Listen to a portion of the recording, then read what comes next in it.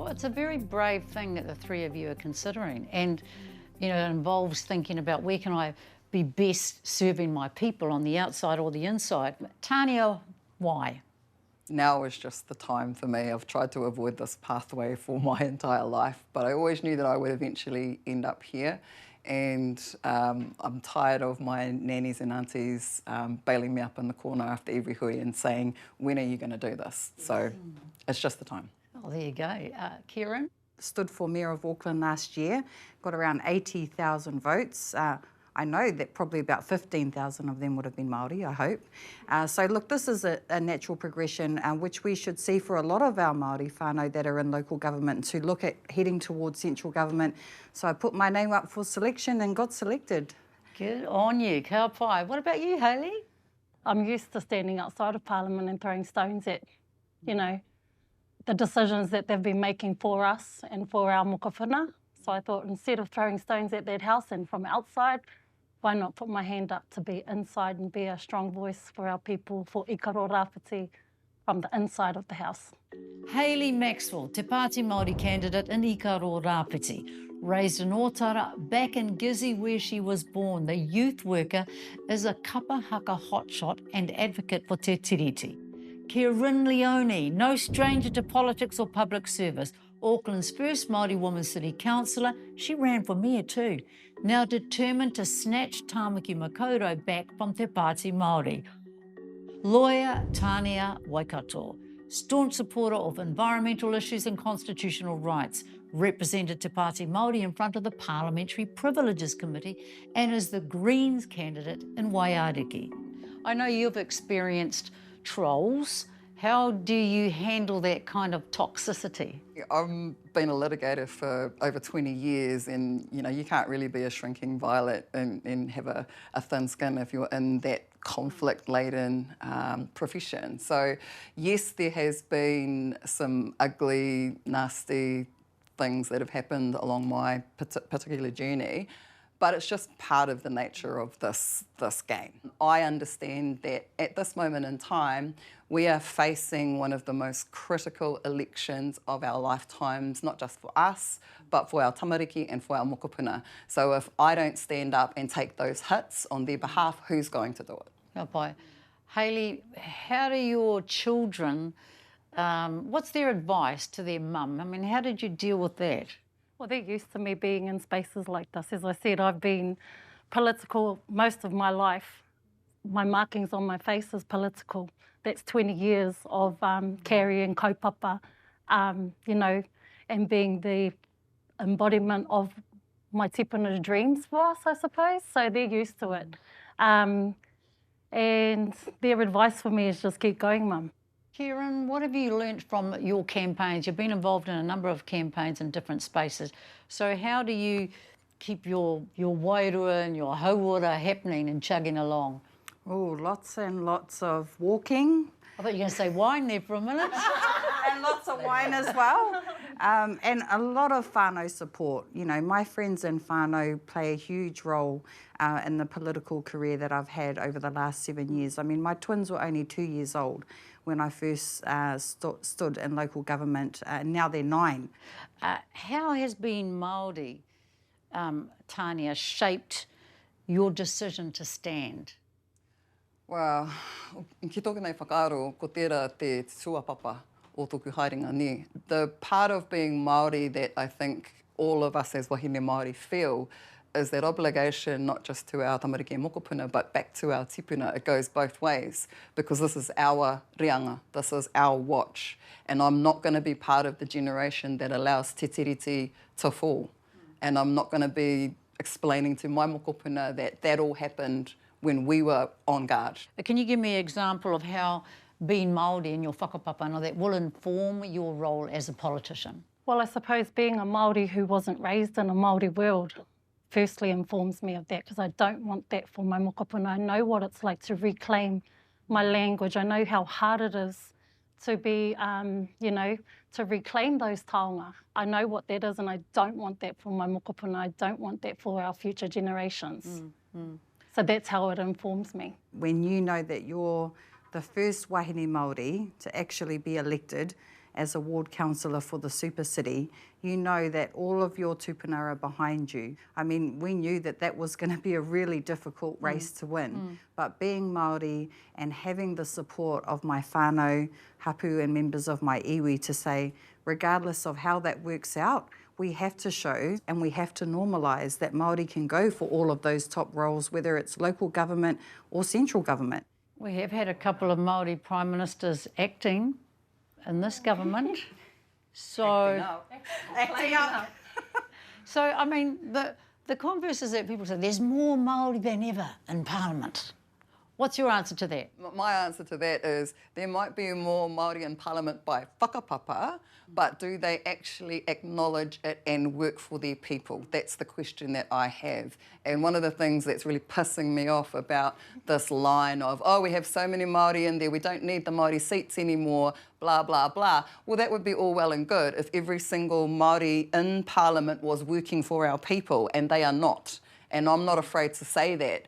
And to hear the rhetoric that comes out of, especially the ones who are the ones saying this, and I'm talking about Winston, is the fact that they know exactly what they are doing by saying that.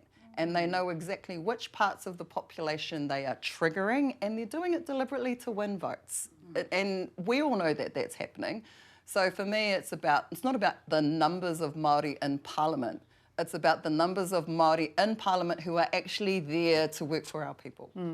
So, Hayley, in the next 3 years, what would be one concrete shift that would show the Crown honouring Te Tiriti? Te Pāti Māori in particular is wanting to establish a Parliamentary Tiriti Commissioner, someone who has full control of anything that impacts Te Tiriti or Waitangi, they police it. What about you, Kerrin? For me, I think that we need to really go back and focus on some of the key areas that we know that Labour has focused on in the past.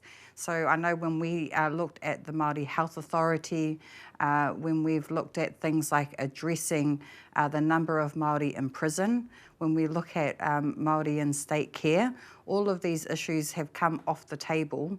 And we know that there's huge settlements that still need to be completed across Aotearoa, Ngāpuhi being probably one of the most predominant out of all of them. So what's the one specific policy or issue or change that you'd be advocating? Well, the one specific that I will be pushing for would definitely be to address the cost of living for Māori. But for Te Tiriti or Waitangi is to push back on all of the treaty principles issues that have come up in this last election. Okay, Tania, what would be your one specific that you would be pushing for that would demonstrate that the Crown is actually moving towards honouring the treaty? Constitutional transformation, and it's been my bottom line forever. And for me, you can work around the edges, you can tinker here and there, but until we actually tackle the foundation of what this country was made for and how it was made, and we put that in a place where it cannot be changed, regardless of which government comes in and goes, and we've seen that with this particular government, we need Te Tiriti at the foundation of our constitutional framework. And until we get there, nothing else will work. More from our politicos after the break.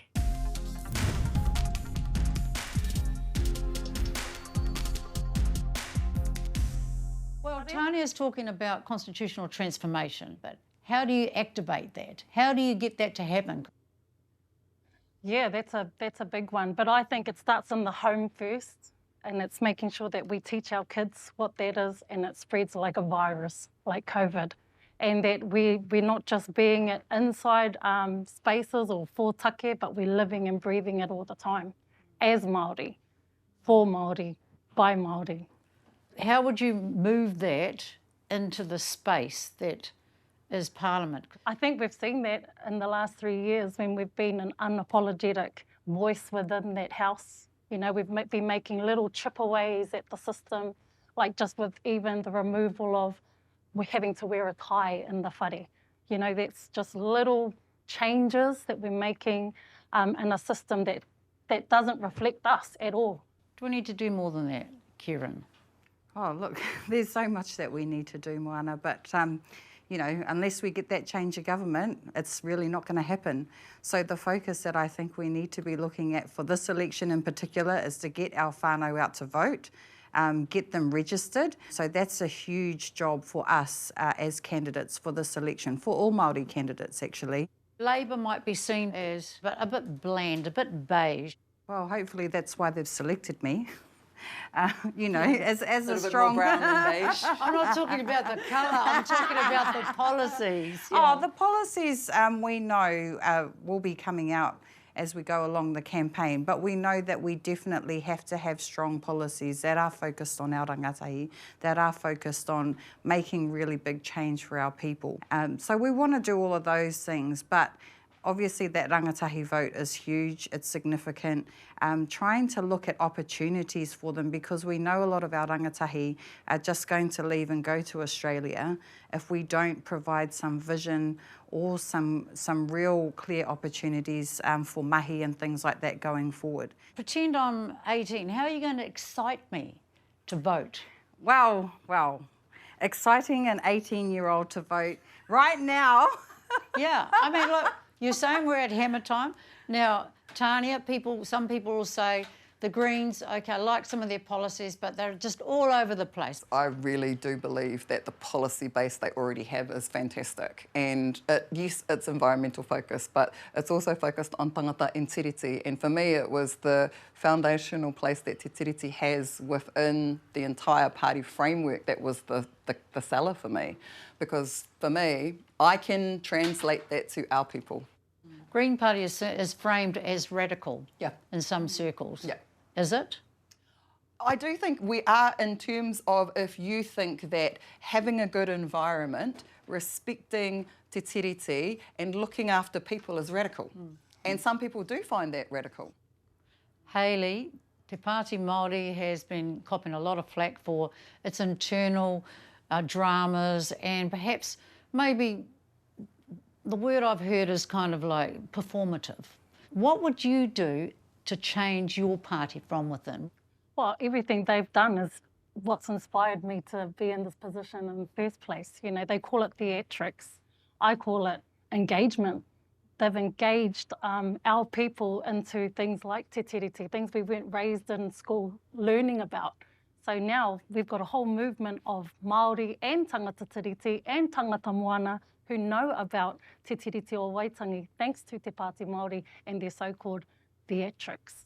Do you reckon Te Pāti Māori is kind of settled down now? Absolutely, if whatever that looks like. Okay. If your hapu or iwi or community were pushing for something different from what your party is pushing, who would you be accountable to? Well, you'd hope that I'd be able to sit down at the table with people from Labour and my iwi and try and come to some resolution, because I'm a big fan of negotiating, and I always give the example of even under Wayne Brown as the Mayor of Auckland, I was able to get additional funds for our Māori Outcomes portfolio when he was pushing back on everything else. My answer is always that I really don't think there's a situation where that would happen, and that's because I know where my people sit and where particularly my hapu sit, which is always to back me 100%. And if there was a take or an issue that was so important to my hapu and my iwi, the Greens would be on board with that. Labour and Te Pāti Māori, probably the Greens too, they've had people that have walked, you know, on principle. So have you figured out your bottom line? Not yet, I haven't. It's a good one. Well, because, you know, the kaupapa and the issues that our people are facing daily on the ground are bigger than my issues, you know, personal issues. But those issues that those people are facing on the ground might be the ones that you want to advocate for, you know? Absolutely. And, so I know my party will back whatever kaupapa it is that we're wanting to push and stand for, because we're a people party at the end of the day. So, Kerrin, how about you? Have you figured out what might make you walk? Yeah, of course, I've thought about that. I haven't actually thought about a specific scenario to date, because all of the things that I have believed in terms of the Labour Party, we're actually on the same trajectory. So do you think you three have got more in common than different? I definitely do. Yeah. I definitely do. And that's just a product of us all being wahine Māori that have, you know, worked our way into this space. And, you know, that comes with a lot of challenges. Well, besides the obvious that you're three wahine Māori, all stunning with lovely straight hair, what else have you got in common? Well, definitely that, you know, and I have worked with Tania and helped to push kaupapa like Te Tiriti and writing, you know, against the Treaty Principles Bill. So I already know that we align in regards to that. The three of us are all mums. We all want to have a better future for our tamariki, and the parties that we choose to stand for are the parties, but we have to be always focused on that long-term goal for our tamariki and for our mokopuna as well. Is there a key issue where all of these parties can come together and go, we're on the same page, let's go? One-term government.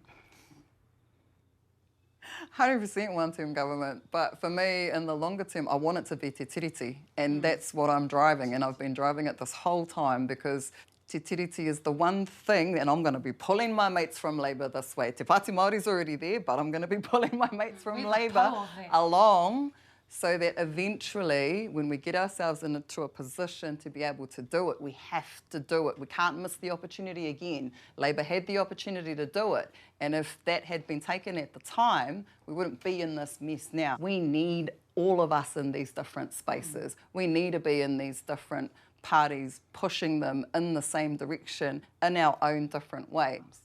Can you be unapologetically Māori and not be into Pāti Māori? Definitely, you can be. If you are in another party representing Green or Labour, you can still be unapologetically Māori if you choose to.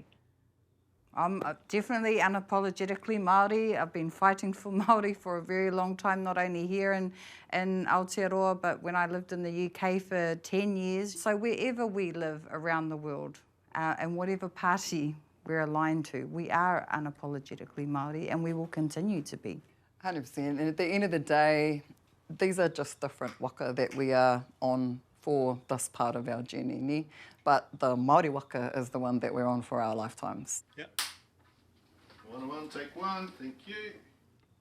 Okay, shall we see if we are singing from the same song sheet? Let's do it. Loud and proud. Okay. Nā iwi e, kia kotaira te moana nui a kiwa. Nā iwi e, kia kotaira te moana nui a kiwa.